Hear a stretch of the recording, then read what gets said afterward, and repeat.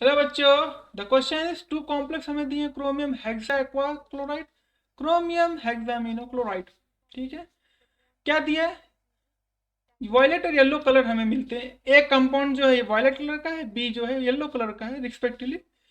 हमें क्या बताना है? Incorrect statement regarding them. हमें दिए हुए चार ऑप्शन दिए हुए, इनमें से कौन सा स्टेटमेंट कर इनकरेक्ट है? हमें जो कॉम्प्लेक्स दो कॉम्प्लेक्स दिए हैं, उनके बारे में जो स्टेटमेंट दिए चारों में से कौन सा इनकरेक्ट स्टेटमेंट, हमें उसको पता करना है।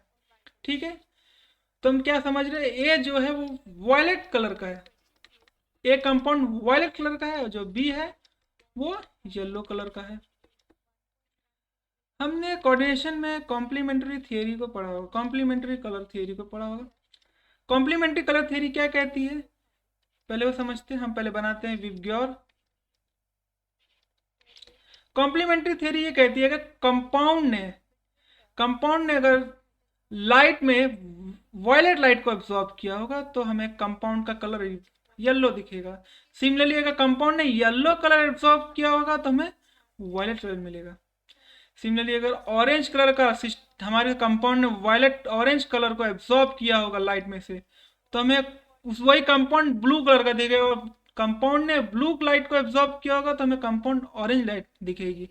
सिमिलरली कंपाउंड ने अगर रेड को एब्जॉर्ब किया होगा तो हमें ग्रीन कलर दिखेगा, और अगर कंपाउंड ने ग्रीन लाइट का ऑब्जॉर्व किया होगा तो हमें कंपाउंड रेड कलर का दिखेगा।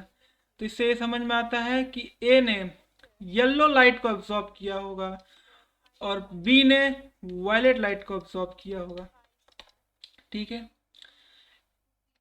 हमारा ए कॉम्प्लेक्स में लिगेंड है वाटर, बी कॉम्प्लेक्स में लिगेंड है अमोनिया।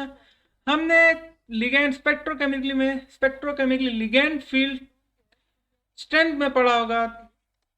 सीरीज में अमोनिया जो होता है वाटर के मुकाबले स्ट्रॉन्ग फील्ड होता है, तो अमोनिया एक स्ट्रॉन्ग फील्ड लिगेंड है, वाटर एक वीक फील्ड लिगेंड है।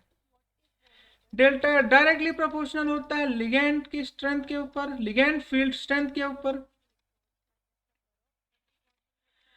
अमोनिया एक स्ट्रॉन्ग फील्ड लिगेंड है, इसका मतलब उसकी डेल्टा वैल्यू जो है वाटर से ज्यादा होगी। पहला स्टेटमेंट क्या कह रहा है? Delta value of A is less than delta value B, जो हमें मिल रहा है, तो ये पहला स्टेटमेंट करेक्ट है। Both absorb energy corresponding to their complementary colour. Complementary colour के हिसाब से वायलेट कलर जो होगी, वायलेट लाइट अगर एब्जॉर्ब हो रही है तो येलो दिखनी चाहिए। तो कंपाउंड येलो कलर को वायलेट लाइट को एब्जॉर्ब कर रहा है तो हमें कलर येलो मिल रहा है कंपाउंड का। सिमिलरली अगर कंपाउंड ने येलो कलर का एब्जॉर्ब किया होगा तो हमें कंपाउंड वायलेट कलर का दिखना चाहिए। तो ए ने येलो कलर का एब्जॉर्ब किया है तो हमें वायलेट कलर का कंपाउंड मिल रहा है, तो ये कॉम्प्लीमेंट्री कलर्स को भी फॉलो कर रहा है। तो इसका मतलब both absorb energy corresponding to their complementary colour. Okay, ये क्या कह रहा है? Delta values of A and delta values of B calculated from yellow and violet light, जो सरासर गलत है। क्यों? क्योंकि जो ए है वो किस लाइट को एब्जॉर्ब कर रहा है? येलो लाइट को। यहाँ पे क्या करें? डेल्टा वैल्यूज ए की किसके रिस्पेक्ट में की जाएगी? वायलेट। जबकि हमारा ए तो येलो लाइट को एब्जॉर्ब कर रहा है और हमारा जो बी है वो वायलेट लाइट को एब्जॉर्ब कर रहा है। तो इसका मतलब डेल्टा वैल्यू ए के लिए वायलेट के लिए कैलकुलेट की जाएगी, और बी के लिए सॉरी ए के लिए डेल्टा वैल्यू येलो कलर के लिए कैलकुलेट की जाएगी, और बी के लिए डेल्टा वैल्यू वायलेट कलर के रिस्पेक्ट में कैलकुलेट की जाएगी। इसलिए हमारा ये आंसर, ये हमारा स्टेटमेंट रॉन्ग है। Both are paramagnetic with 3 unpaired electron, ये भी देखते हैं। दोनों में क्रोमियम 3+ स्टेट में है। क्रोमियम क्या होता है? 3d3 4s0 3d3 4s0। हम इलेक्ट्रॉन को फिल करते हैं। 3 इलेक्ट्रॉन T2 में फिल किए जाएंगे, यहाँ भी 3 इलेक्ट्रॉन T2 में फिल किए जाएंगे। तीनों के पास अनपेड इलेक्ट्रॉन है 3, और अनपेड इलेक्ट्रॉन होने का मतलब होता है कि ये मैग्नेटिक प्रॉपर्टी को शो करेगा, तो ये पैरामैग्नेटिक भी है। तो इसका मतलब ये हमारा चौथा वाला स्टेटमेंट भी राइट है। तो हमारा आंसर कौन सा? हमारा आंसर हुआ सी, जो है इनकरेक्ट स्टेटमेंट।